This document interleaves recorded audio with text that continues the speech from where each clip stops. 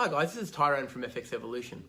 I thought I'd make a quick video today to explain some of the things that I wish I had have known about Forex trading when I first started that I do know now that would have made our journey a hell of a lot easier. Hopefully some people who have just started trading will learn from this and avoid making the same mistakes that Thomas and I did. So the number one tip is actually having a stop loss where it needs to be rather than where you think it needs to be according to your risk management. A lot of people make the mistake, and we certainly did early, of tailoring your stop loss to fit the contract size that you want to trade. A lot of people are fixated on trading a one full contract size and are tailoring their stop loss to basically make that the money management. So for instance, if you're trading a standard lot and you were only going to risk $100, you would tailor your stop loss to make sure that you didn't lose more than $100. It's got to be the other way around.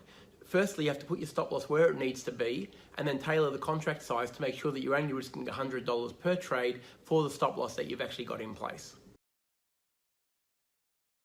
So tip number 2 centers around trading frequency.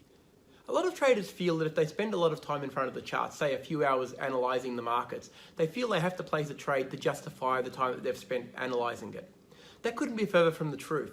In fact, choosing not to trade because the environment isn't correct is a trading strategy in itself, and it will save you a lot of pain in the long run, and it's another trade that you don't have to get back for a bad trade that you've placed that has gone wrong because you felt you needed to trade rather than waiting for the right opportunities.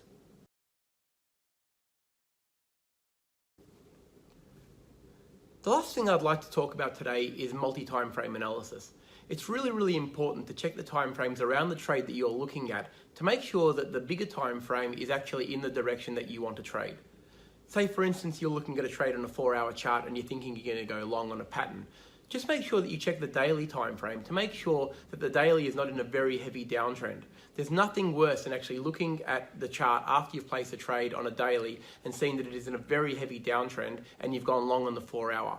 It's always better to trade with the prevailing trend. So always check your multi-time frames before you actually place a trade to make sure that the prevailing trend is in your direction.